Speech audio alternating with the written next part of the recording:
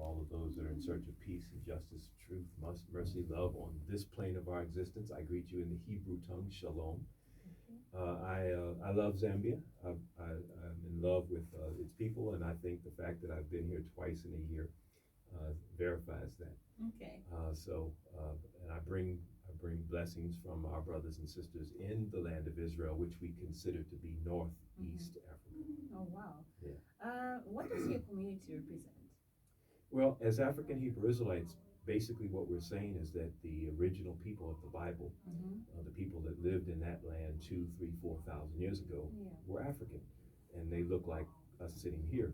And so, identifying as Hebrews and Israelites, we understand that that's our homeland, that's our ancestral homeland, and many African people identify in that manner. Many Bantu peoples, many of the Akan in West Africa, the Lemba in Zimbabwe and South Africa, they all have migration sagas and oral narratives in terms of their identity and roots that lead back to Egypt and Israel specifically. Yes. And so when you look at the history, when you really study the Bible, it's hands down very clear and comprehensive that it is an African land, it is an African culture, and we have an identity that extends far beyond what they would like to, European historians and anthropologists would like to acknowledge. And so many of us were carried into the Western Hemisphere, and it was there that our spiritual leader in 1966 had a vision that said it was time to begin the return back to our ancestral homeland. And in 67, we made the first step of the journey into Liberia, West Africa. We spent 2.5 years there cleansing ourselves from the degradation that anyone acquires when you're in a captive slavery state, that mentality. And in 1969, we moved on and returned back to the land of Israel. And since we've grown from 138 in 1969 to nearly 3,500 now in the land of Israel. Okay, yeah. That's fantastic. How is food so important to your community, and how can Africans keep an ancient identity in terms of the food that they put in their body? Yeah.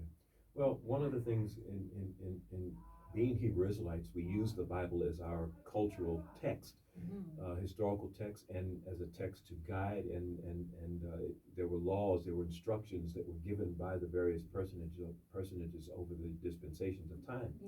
And in the very first chapter, first verse, not first verse, but first book of Genesis, first chapter, 29th verse, we're given a diet. Man is given a diet, and it is a plant-based diet. It's very clear. Genesis chapter 1, verse 29. And so that gives us a foundation. I mean, when you talk about food, name the culture, name the people on the planet. Usually they eat 3 times a day. I don't think that's the model. I think we can get away with 2, but nevertheless, we all have to eat, and it's a central focus of our cultural expression. And so something so not unique, but omniscient for all of us. Food is critically important. And unfortunately, in the fall of human beings from the pristine diet that we were given in the book of Genesis, anything after Genesis chapter 3, man is in fall. It's a record of a decline, of a degeneration. And we find proof of that degeneration in the prevalence of many diseases today. And they are primarily diet related. They're lifestyle related. And so it's very simple that if we were to correct, our eating patterns and our lifestyle patterns and the things we do and don't do in many instances, we can correct a lot of the disease and ailments that we suffer from. So it's part of our mandate as Israelites that we were to be a light unto the nations. And so our return back to Israel is part of the vanguard of a new way of thinking about diet, about life, about what we're supposed to be doing on the planet. And diet is just one of many aspects and elements of a holistic lifestyle, but it is a very critical one. You did allude to incorporating a whole lot of plant-based diet into your food. Mhm. How do you manage to stay away from certain types of food, let's say meat products, also dairy products, but you're able to cater for all other nutrients that are being missed in the body? Well, we're able to stay away from it because we've made a decision in our minds that we Yeah. wouldn't partake of it. First of all, so that we could be in alignment with what God demands, and in doing so, after we begin to research and inquire, we find out some of the reasons why. And we're not designed. We were never designed to consume flesh. Mm. We can, but people have automobiles that run on petrol, and you might put some diesel in there, and it may run, Mm-hmm. but it doesn't run at its optimum performance capabilities. Yeah. And so we understand that we have to create an environment in which we can make it easier, Mm-hmm. so that when we go to our stores, there's no meat there, there are no cigarettes there, there's nothing there that even has golden syrup in it, Okay. but now pick up any product and look at the label. I guarantee it's got golden syrup and salt in it. It's laced with those things, Mm. and so it's just a matter of making those decisions, and we're informed by the research. Again, we don't have fangs, we don't have claws, we don't have very short intestines that animals that eat animals need in order to pass that through their systems. Yeah. Most people of color all over the world can't even digest milk. Mm. They're lactose intolerant, Yes. much less digest flesh. And so the plant-based diet, if anyone was to try it, you'll the first results are that you'll feel better. Mm-hmm. You'll wake up with more energy, and you might even eat a little less. And we look around the world, and especially the African world, and many of our people are obese, Mm. and obesity leads to other problems, diabetes and strokes and cancers and high blood pressure, etc. And so it's just logical, being a lively people, a people who love life and want to have fun. You would want to, pursue that kind of an existence. And so we have to make an enabling environment where there's a little less, and I won't, for the sake of your possible advertisers, I won't call any names, but we know that fast food is the cause of many of our ailments today. Yes. Fast food is killing more people in South Africa than apartheid ever did. Mm. Every year it's killing our people. And all across Africa, this is now the new model and the new standard, this fast food and fried this and baked that, or not, bacon is okay, but baking, not bacon. I'll make that clear. Okay. But we have to realize the direction that particular dietary standard and those ideas have taken us. And if they're taking us in a direction that is not life-giving, then at some point we should turn around and come back. And that's just common sense, and that's what we're proposing. Okay. What projects are you working on here in Zambia?